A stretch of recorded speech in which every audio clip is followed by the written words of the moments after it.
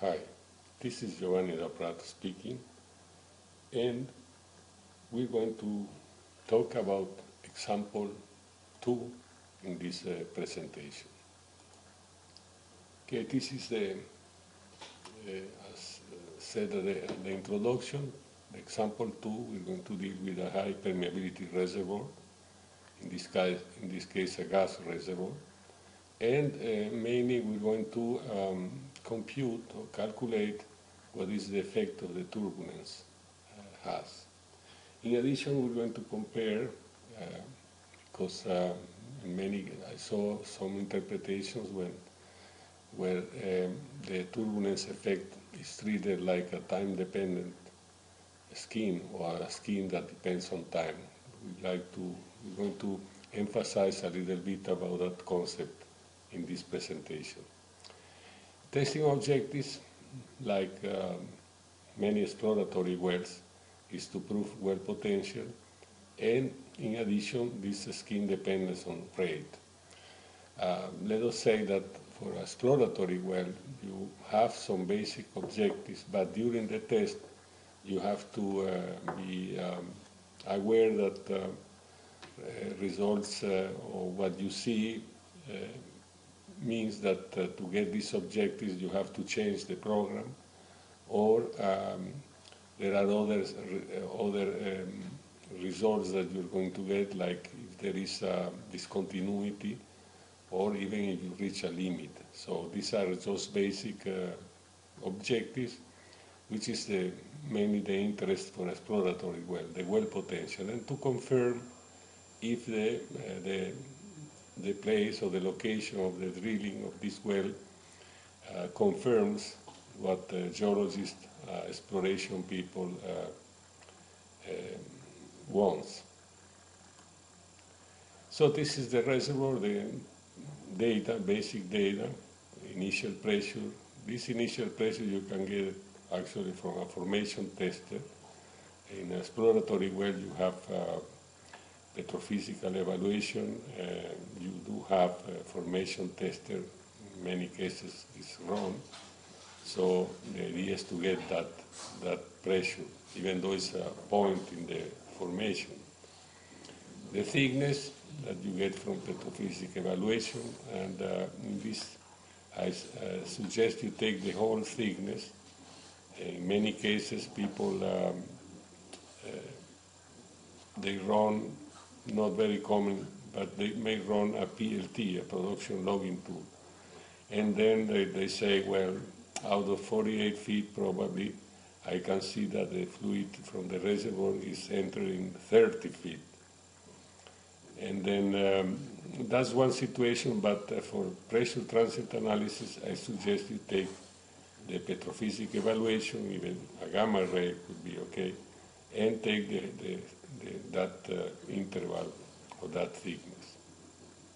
Well, other parameters like well radius is the distance from the center of the well to the sun face and not to the casing. Porosity, also you get that from petrophysics. And just is good for you to know if the well is vertical, slanted, or if it has been limited entry type. Not the whole thickness has been perforated.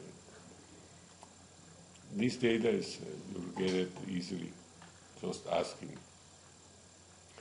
Regarding fluid data, this is a gas, a dry gas, you can see for the gravity, the specific gravity.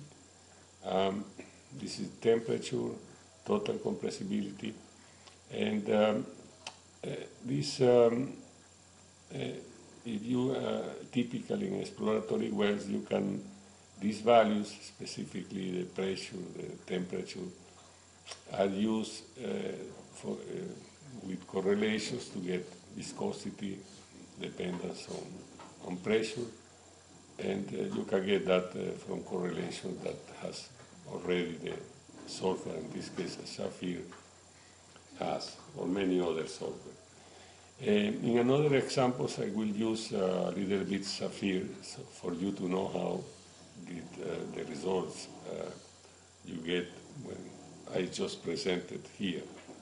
But in using the software also, we become an operators, and then in some cases, like this example or even example one, I just put the results and not show you how to get them using the software. But in next example 3, I may use the software to see how the results are got.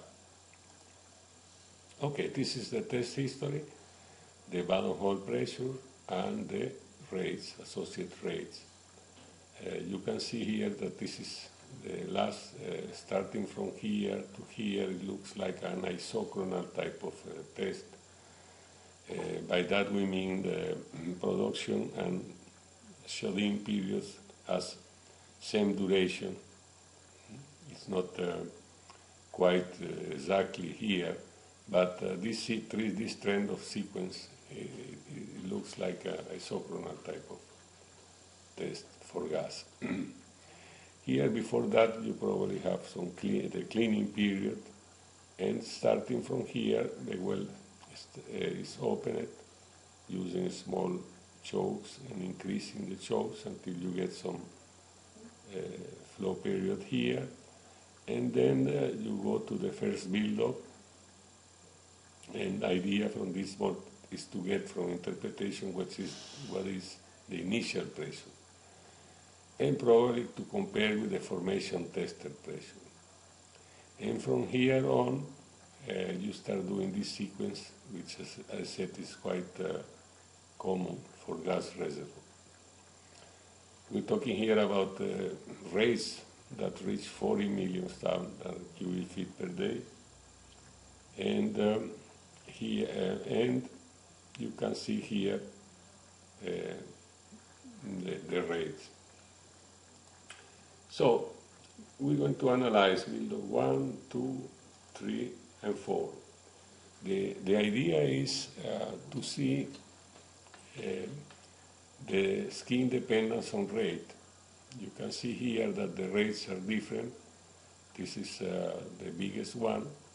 So when you do the skin calculation, you're going to see that there is an increase in skin, probably not due to that the well has been damaging during the test. We have to, the skins are the laminar or mechanical skin, which is actually the skin related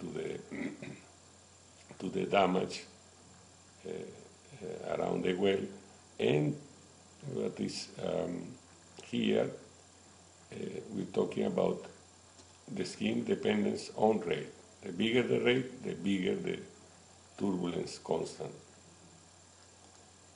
So these are the log and semi-log diagnostic plots we apply to all build-ups for the reason I told you before, just to have a visual inspection to see if there is a skin dependent on rate. Assuming that the reservoir, the product permeability thickness is the same, it's not changing during the test. You may say, how can it change? Well, if there are several layers and then you just one of the layers is not giving any flow, but when you open the well at a bigger rate, maybe there is contribution from another layer, from the layer. In that case, your permeability thickness products may change, but it's not the case here. So first thing to do is to have a look at the vertical distance from here to here, and then and see if they're different. If the skin is not depending on rate, all these responses here should be the same and related to this one. If there is this separation, as you can see here, then it means that the skin is dependent on rate. So that's the case. The idea is now to compute what is the change or the turbulent factor, better said. And we can do here is to, using these semi-log straight lines, each one has a different slope, and we can compute the effective skin from this lines here, or from the slopes. Sapphire does it almost automatically. I mean, all of this in the past probably you have to take and do the calculations, but with the software it's easy. Here is this curve here is the change in pressure with time. It's not the derivative, that is the change in pressure multiplied by time. This is just the change in the derivative, the change in pressure with time. It means that in a build-up it should be always decreasing. You can see here that the quite noise is present, and this is typical of high permeability reservoirs. You have to take care of the resolution of your gauge to avoid these points here, noise points. But the point here I want to emphasize, this should always be decreasing. And here you can see this is not due to reservoir response. This is not due to reservoir response either. And this part here is the one that this does not mean that there is a discontinuity or a fault, because this curve here, it goes this way here, down. I mean, it's not decreasing. So you can ignore this when you do your looking for the model. Okay, now we keep going, and then we compute the effective scheme from each of the build-ups, as you can see here. And using these values, let's say 16 for the build-up 1, or you can use drawdowns instead of build-ups, 14 for the second build-up, 19 and 21. What you do now is you just make the plot scheme versus rate, gas rate. And here you can see it's going to give you the change in scheme. The slope that you see here is equal to this one here, 3.16 e to the minus exponential to the minus 4. And the extrapolation to zero rate is going to give you 8.9, which is the skin, the laminar value for the skin, or the skin, or the value for the laminar or mechanical skin.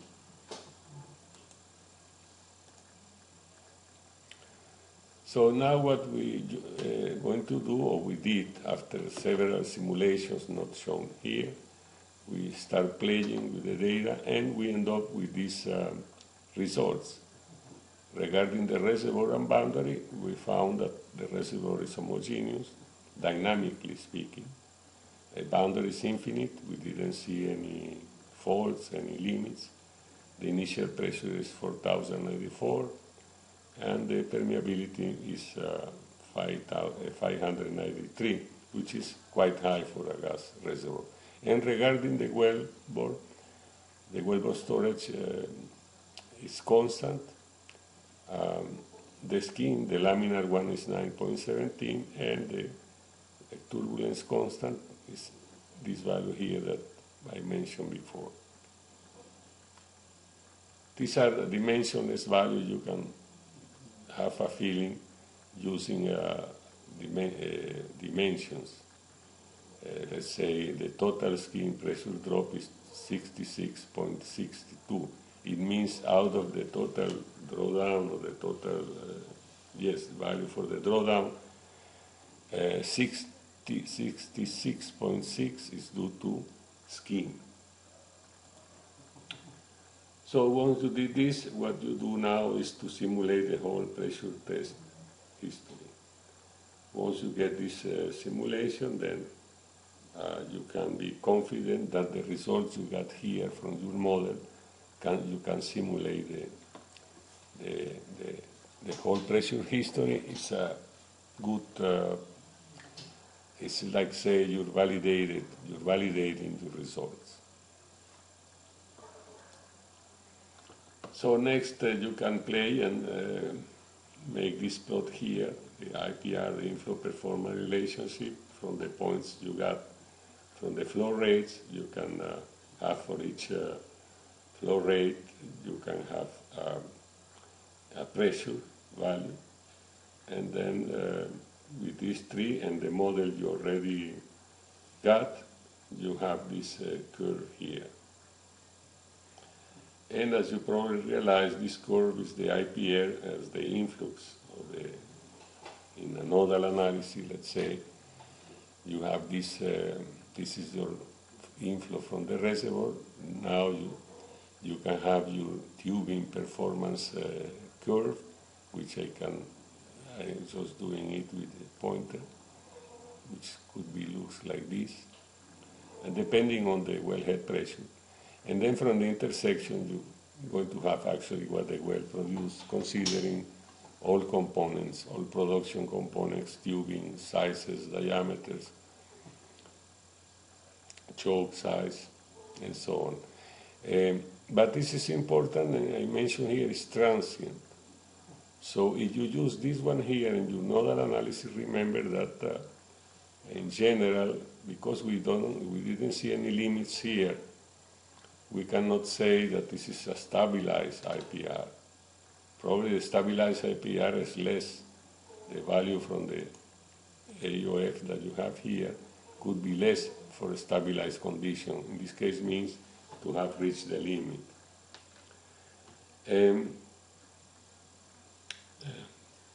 And also, you can have this absolute open flow potential, but remember that there is a skin also. It means that it could be bigger than this if you do something with the skin, if you remove it, for instance. Now, what we mentioned at the beginning, let's play now, because the software has this, let's say, option. And it's very easy to use. Well, after you learn a little bit, there is nothing easy, I understand. Even with the software, you have to learn the way it was programmed. But you can use now this last build-up, do the analysis, like we're doing here, and try to make an interpretation. I mean, try to simulate now the whole pressure test. This is the pressure and derivative of the last build-up. And again, you start playing with models, and after several runs, you end up matching your build-up, as we can see here. And this is the results. It's an homogeneous reservoir, boundary infinite, initial pressure is this value here, 4,094, and permeability 595. And for the well, the wellbore model constant wellbore storage. And you got a skin and the total skin. And as I said, this dimensionless number you can have it, with dimensions. Okay, if you do that and you try now to simulate the whole pressure test, in particular the pressures, to simulate the pressure for the whole history, you realize that using this value from skin is not good enough to get a good match. So we didn't see that in the previous, when we did it, the skin dependence on rate. It was corrected automatically. But here then you say, well, okay, this is not good. It's not a good, let's say, model or results, because I cannot get the simulation for the whole test history. So the trick here now, you go to the option of skin dependent on time. And then these are the results. I mean, was showing here.